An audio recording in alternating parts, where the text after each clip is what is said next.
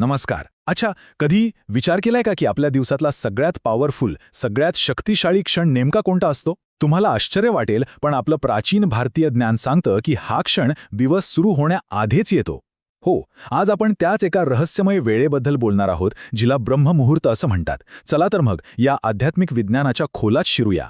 एक कल्पना करा, काय होईल जर आपल्या दिवसाचा सर्वोत्तम म्हणजे द बेस्ट पार्ट तो दिवस सुरू होण्यापूर्वीच घडत असेल तर? म्हणजे सगळी ऊर्जा, सगळी शांतता, सगळं काही सकाळच्या आधीच. हा विचारच आपल्याला एका वेगळ्या दुनियेत घेऊन जातो, नाही का? तर मग सुरुवात करूया आणि सगळ्यात आधी हे समजून घेऊया की हा निर्मात्याचा तास म्हणजे नेमका आहे तरी काय आणि का का ही संकल्पना इतकी महत्त्वाची मानली जाते. बरं, याला निर्मात्याचा तास असं का म्हणतात? तर बरा, ब्रह्ममुहूर्त हा एक संस्कृत शब्द आहे. यात दोन भाग आहेत. पहिला ब्रह्म, ज्याचा अर्थ होतो निर्माता, द क्रिएटर किंवा मग अंतिम ज्ञान. आणि दुसरा शब्द आहे मुहूर्त, म्हणजे वेळेचा एक छोटासा कालावधी, साधारणपणे 48 मिनिटांचा. म्हणजे थोडक्यात काय, तर ही वेळ आहे निर्मितीची, नवीन काहीतरी घडण्याची आणि ज्ञान मिळवण्याची. आणि ही वेळ नक्की कधी असते?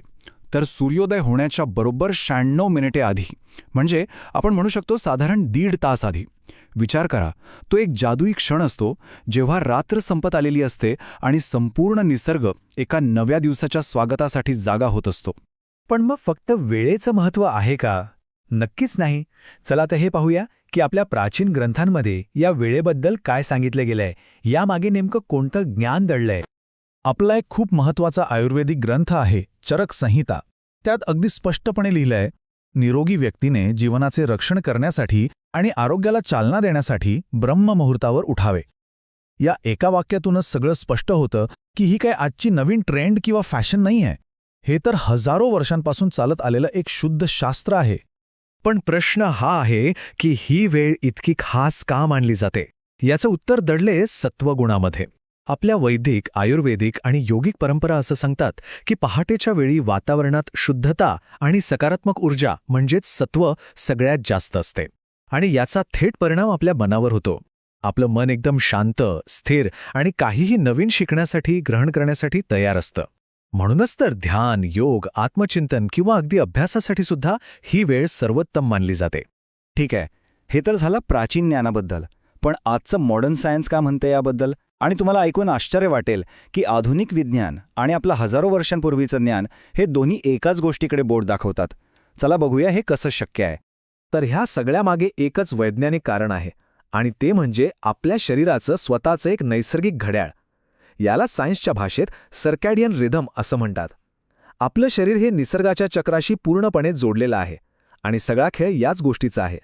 याचं सगळं रहस्य ना आपल्या हार्मोन्समध्ये दडलेलं आहे. पहाटेच्या वेळी आपल्या शरीरात एक खूप इंटरेस्टिंग गोष्ट घडते. मेलाटोनिन नावाचा एक हार्मोन असतो जो आपल्याला झोपायला मदत करतो.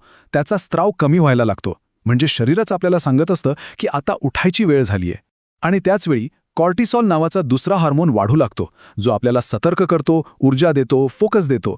म्हणजे काय, तर हा आपल्या शरीराचा एक नॅचरल अलार्मच आहे. आणि या नॅचरल अलार्ममुळे जे फायदे होतात ते तर कमालच आहेत. विज्ञानाने हे सिद्ध केलंय की यामुळे आपली मानसिक स्पष्टता म्हणजे मेंटल क्लॅरिटी आणि स्मरणशक्ती वाढते. पहाटेच्या वेळी हवा शुद्ध असते, ऑक्सिजन जास्त असतो, त्यामुळे शरीराला भरपूर ऊर्जा मिळते आणि दिवसभर फ्रेश वाटतं. एवढंच नाही तर आपली पचनक्रिया सुधारते आणि सगळ्यात महत्त्वाचं, आपल्या झोपेची क्वालिटी, तिची गुणवत्ता खूप सुधारते. आणि गंमत म्हणजे हीच गोष्ट आयुर्वेद हजारो वर्षांपासून सांगत आलंय. ब्रह्ममुहूर्ताचा जो काळ असतो ना, तो वात दोषाचा मानला जातो. वात म्हणजे काय, तर गती, सतर्कता, स्पष्टता, क्रिएटिव्हिटी. याउलट सूर्योदयानंतरचा जो काळ असतो तो कफ दोषाचा असतो, ज्यामुळे काय होतं, तर सुस्ती, जडपणा, आळस येतो. आता सांगा, किती अचूक निरीक्षण आहे हे, नाही का?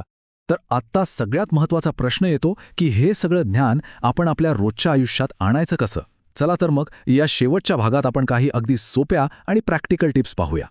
मला माहितीये हे ऐकायला खूप अवघड वाटू शकतं, पण खरं सांगायचं तर तसं असण्याची काहीच गरज नाही. याकडे ना एक छोटासा, अगदी सहज प्रयोग म्हणून बघा. या सुंदर वेळेचा अनुभव घेण्यासाठी फक्त या 4 सोप्या गोष्टी करून बघा. पहिली गोष्ट, हळूहळू सुरुवात करा. एकदम लवकर उठायचा प्रयत्न करू नका. प्रत्येक आठवड्याला फक्त 10-15 मिनिटे अलार्म आधी लावा. दुसरी गोष्ट, उठल्या उठल्या एक ग्लास पाणी प्या. यामुळे आपलं शरीर खऱ्या अर्थाने जागं होतं. तिसरी गोष्ट, काही मोठं करायची गरज नाही, फक्त 5 मिनिट शांत बसा, डोळे मिटून दीर्घ श्वास घ्या आणि चौथी आणि सगळ्यात महत्त्वाची गोष्ट, सकाळची ती शांतता जपा. आपला फोन, टीव्ही, लॅपटॉप या सगळ्या स्क्रीनपासून लांब राहा.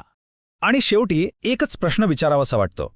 जर आपला दिवस स्वतः घडवण्याची, त्याला एक सुंदर आकार देण्याची संधी मिळाली, तर त्याची सुरुवात आपण कधी करायला हवी यावर नक्की विचार करा.